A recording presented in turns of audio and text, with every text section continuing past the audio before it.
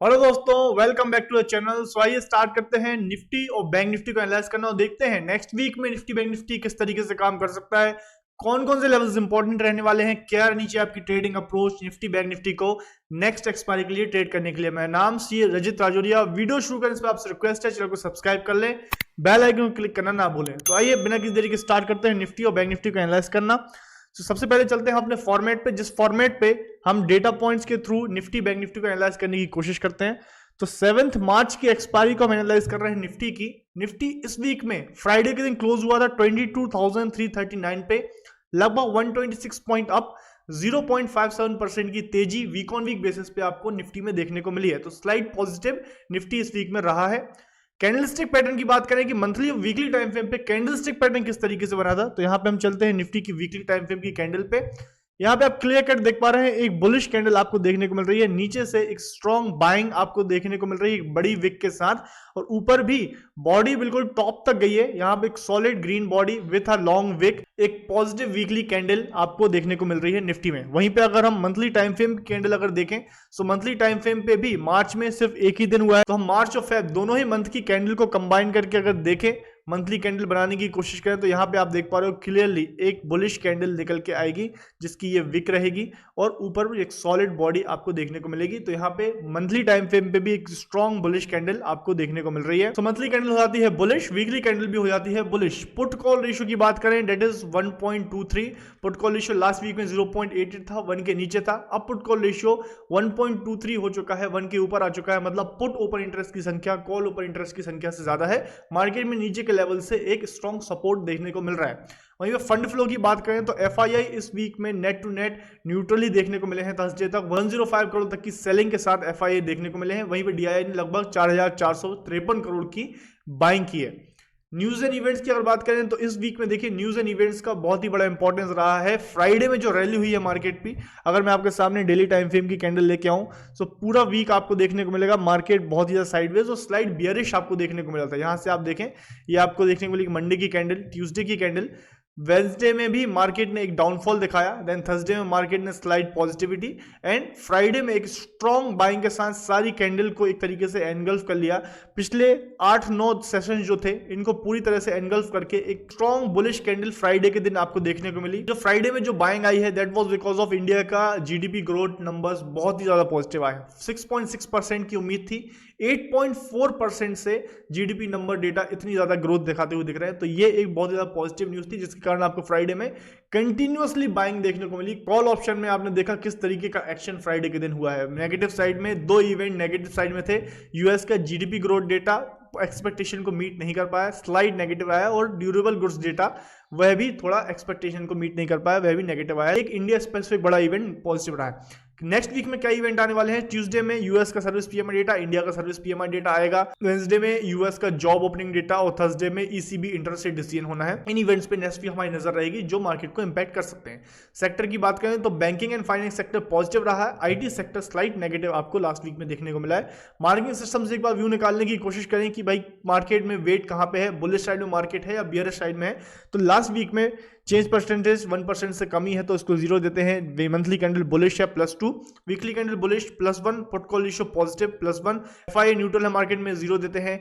एक इवेंट बड़ा event positive है +2, 2 इवेंट नेगेटिव में है -2 देते हैं। एक सेक्टर पॉजिटिव में +1, एक सेक्टर नेगेटिव में -1, टोटल निकल के आ रहा 4 इज अ बुलिश रेटिंग। तो present state of market is on a bullish side. Market किसके हाथों में है? मार्केट बुल्स के हाथों में। तो लास्ट वीक के लिए हमारा व्यू था न्यूट्रल, तो आपने देखा मार्केट ने किस तरीके से जिगजैग रहा, बट फ्राइडे में ही मार्केट में इवेंट बेस्ड बाइंग आपको देखने को मिली। तो इस वीक हमारा व्यू हो जाता है बुलिश। सो अब आते हैं चार्ट पे और डिसाइड करने की कोशिश करते हैं कि मार्केट में वॉर जोन्स क्या रहेंगे, सपोर्ट एंड रेजिस्टेंस लेवल कहां पे देखने को मिलेंगे, मार्केट का स्ट्रक्चर क्या है, वह पहले समझने की कोशिश करते हैं। तो यहाँ पे सपोर्ट एंड रेजिस्टेंस लेवल के साथ मार्केट का स्ट्रक्चर समझने की कोशिश करते हैं। तो देखिए लास्ट फ्राइडे में मार्केट ने एक साइडवेज जोन आपको देखने को मिला, वहां से मंडे और ट्यूसडे आपने देखा दोनों दिन मार्केट पूरी तरह से एक रेंज बाउंड रहा, कुछ भी मूवमेंट नहीं किया। वेंसडे में मार्केट में एक फॉल देखने को मिला यूएस डेटा के चलते, बट मार्केट ने जो पिछला स्विंग था वहीं पे जाके 21,900 के आसपास के स्विंग पे जाके यहाँ पे सपोर्ट लिया, एंड RSI भी अगर आप देखें तो RSI ने जहां पे जिस लेवल पे सपोर्ट लिया था सेम उसी लेवल पे आपको एक डब्ल्यू पैटर्न RSI में भी देखने को मिला है।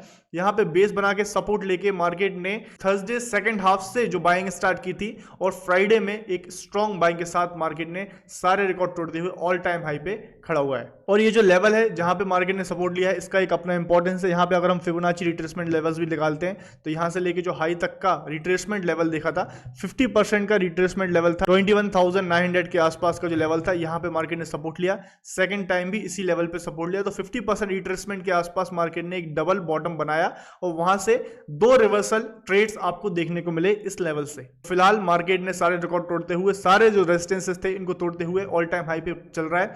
अब यहाँ पे इंपॉर्टेंट सपोर्ट की बात करें तो क्लियरली एक इंपॉर्टेंट सपोर्ट जोन 21,850 के आसपास रहेगा जो मार्केट में एक डबल बॉटम बनाता हुआ हमको दिखा है। बाकी हम नेक्स्ट सपोर्ट जोन की बात करें तो जो एक बहुत ही ज्यादा कंजेशन जोन था जहां पे मार्केट ने काफी ज्यादा एफर्ट्स किए ऊपर जाने के, ये जो जोन है यहाँ पे एक रेजिस्टेंस जोन था, इसको ब्रेक करके मार्केट ऊपर गया है। तो अब ये जोन जो है सपोर्ट जोन का काम करेगा। तो ये जोन अगर देखें 22,150 से लेके 22,250 का जो जोन है ये एक सपोर्ट जोन का काम करेगा आने वाले टाइम में। यहाँ पे आके मार्केट कुछ देर तक टाइम स्पेंड कर सकता है एंड देन फिर फर्दर अप मूव देने का ट्राई कर सकता है। ऊपर के जोन में रिट्रेसमेंट लेवल के थ्रू फाइंड करने की कोशिश की तो 22,500 से लेके 22,650 का जो जोन है ये रेजिस्टेंस जोन का काम कर सकता है। मार्केट आके ये 22,500 का जो राउंड नंबर है यहाँ पे जाके अटक सकता है। तो यहाँ पे एक बहुत ही बढ़िया सेटअप देखने को मिलेगा अगर मार्केट ने यहाँ पे रिवर्स किया और इन लेवल्स के आसपास सपोर्ट लिया।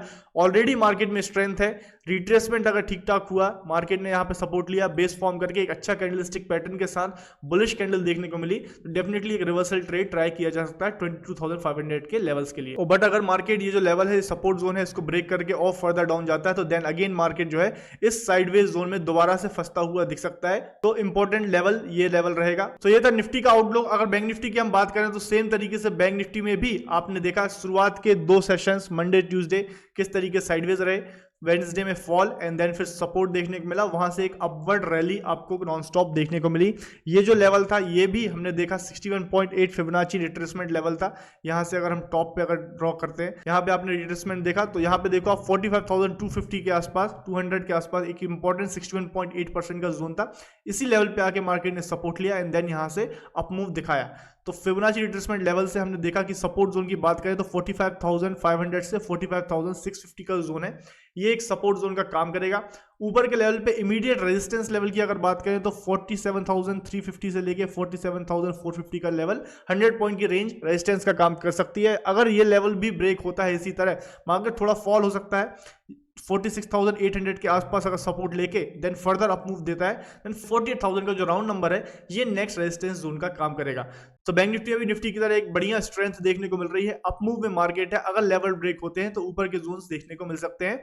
RSI पे नजर रखें, RSI को थोड़ा कूल ऑफ होने दें देन रिवर्सल अपॉर्चुनिटीज तलाशने की कोशिश करें क्योंकि एक बार ट्रेंड बन जाता है तो देन रिवर्सल ट्रेडिंग बहुत ही ईजी हो जाती है। उसी डायरेक्शन में एंट्री लें जिस डायरेक्शन में मार्केट ट्रेंडिंग है। सो ये था निफ्टी बैंक निफ्टी का आउटलुक। आई होप आउटलुक आपको क्लियर हुआ होगा, वीडियो इंफॉर्मेटिव लगा है तो please hit the like button, comments में बताएं कैसा लगा ये आउटलुक और जल्दी से चैनल को सब्सक्राइब कर लें और बेल आइकन को क्लिक करना ना भूलें। So thank you for watching, happy trading. Investments in securities market are subject to market risks. Read all the related documents carefully before investing.